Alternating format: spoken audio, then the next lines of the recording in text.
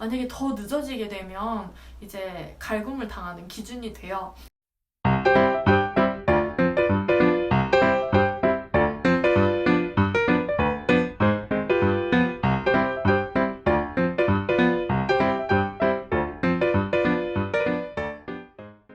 숫자로 밥 벌어 먹고 사는 재무팀 박대리입니다.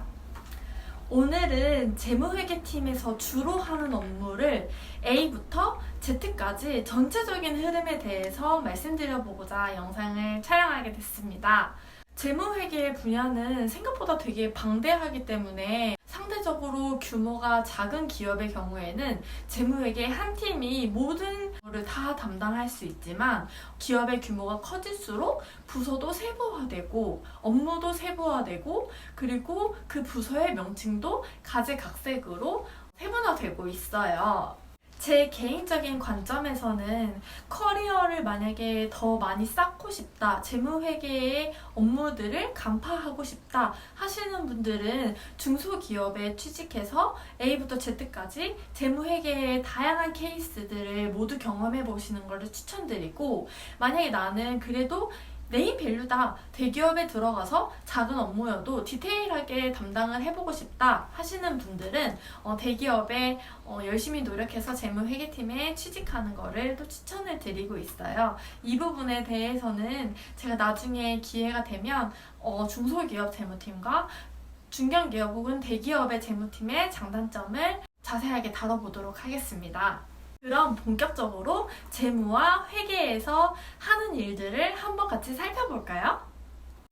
재무회계 분야는 크게 세 가지의 분야로 나눠볼 수 있는데요.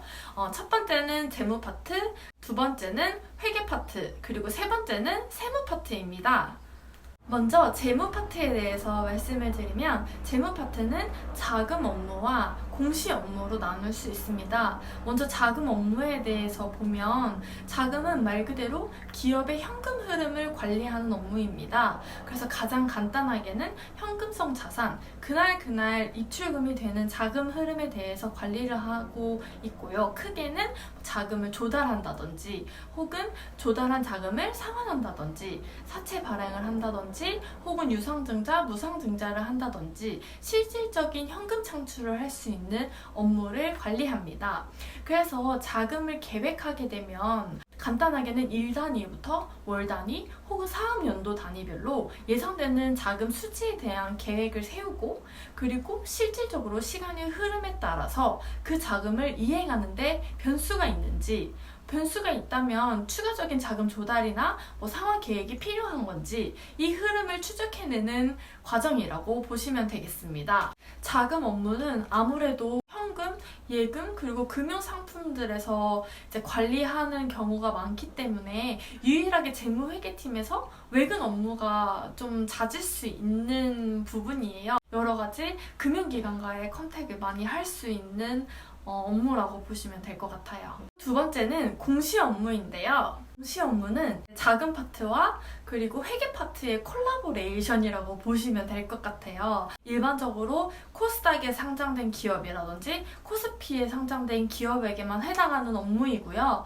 회계 파트에서 한 분기 혹은 한 사업연도의 결산이 완료가 되면, 그리고 자금 파트에서도 자금 관리에 대한 정리와 자금 조달 혹은 자금 상환에 대한 내용들이 모두 정리가 돼서 재무제표에 들어가게 되면 이 내용을 기반으로 이해관계자들에게 공식적으로 보고하는 서류를 작성하는 업무입니다. 정기적인 공시 업무와 비정기적인 공시 업무로 나뉘는데요.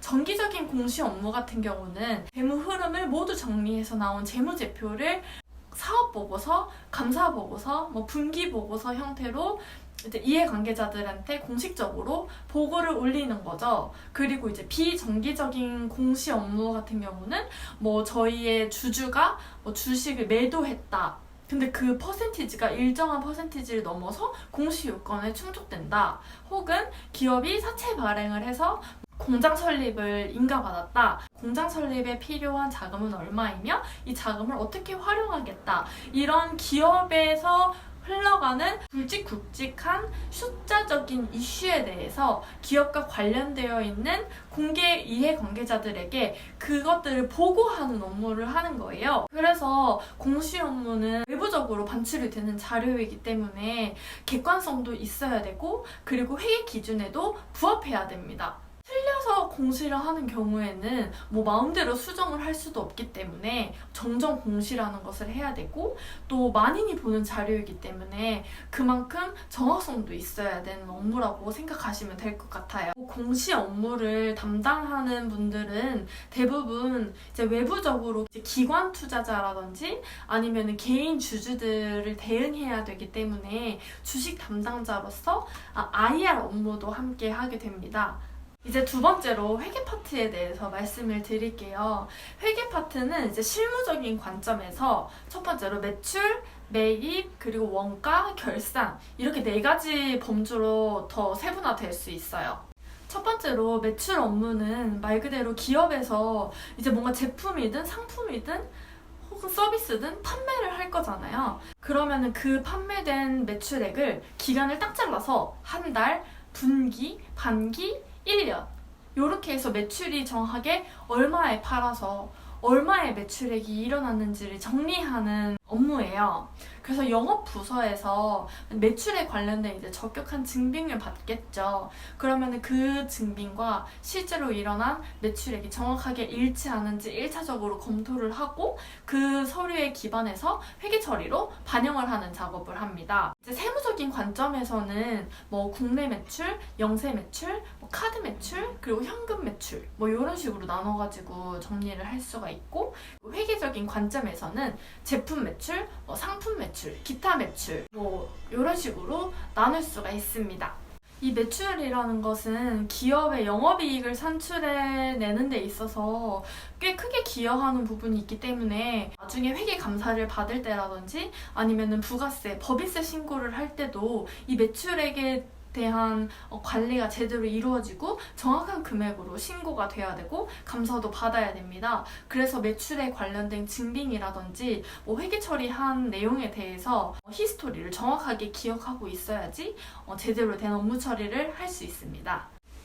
기업이 이제 제품을 혹은 상품을 서비스를 팔았다면은 그것들을 팔기 위해서 제반되는 작업들이 있을 거잖아요. 뭐 원재료를 매입한다든지 소모품을 매입한다든지 사람을 고용한다든지 혹은 뭐 외주를 준다든지 아니면 무슨 건물, 기계를 산다든지 사업 활동을 영위하기 위해서 발생하는 모든 매입 비용들을 이제 관리하는 게 매입 업무예요.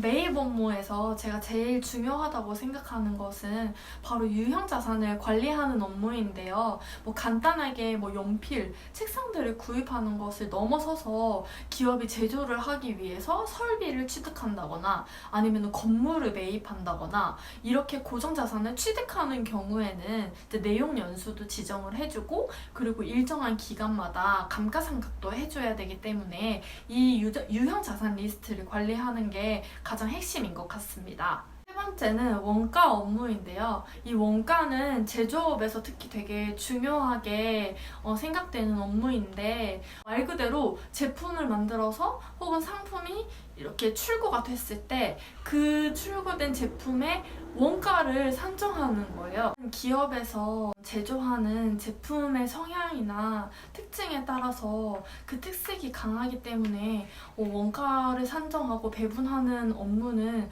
주로 좀 높은 위치에 있는 분들이 담당을 해요. 저는 배터리라서 거기까지는 담당해보지는 못했고 지금은 제가 재직 중인 회사에서는 저희 팀장님이 원가를 담당하고 계십니다. 제 업무 기억을 떠올려보면 보통 못해도 과장 이상이 하는 것 같아요, 원가는. 대략적인 원가 업무는 기본적으로 기간을 이것도 딱 잘라서 계산을 하거든요.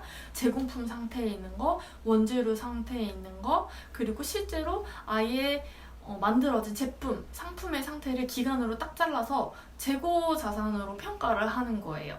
마지막으로 결산 업무인데 회계 파트에서 이 결산은 뭐 한 사람이 담당하는 게 아니라 회계 파트의 모든 분들이 한 달, 그리고 분기, 반기, 1년 요 단위로 모든 작업을 재무제표에 반영하는 과정이에요. 평소에도 회계 처리를 하고 기장을 하지만 이거를 한 달 단위로 끊어서 아예 재무제표를 작성하는 업무라고 보시면 될 것 같아요. 그래서 흔히 뭐 재무팀에서 마감해야 된다, 우리 마감해야 되니까 자료 달라, 이 말은 즉슨 한 달치를 딱 끊어서 매월 말 기준으로 재무제표를 작성해야 된다. 그래서 그 기간 안에 발생되어 있는 모든 거래와 자료 내용들을 달라, 그것을 정리하겠다, 이런 의미예요. 그래서 이 한 달치의 내용을 정리하게 되면 세금 신고도 하고 재무제표 작성도 하고, 그리고 모든 한 회계연도가 끝나면 이 자료를 바탕으로 감사도 받게 되고,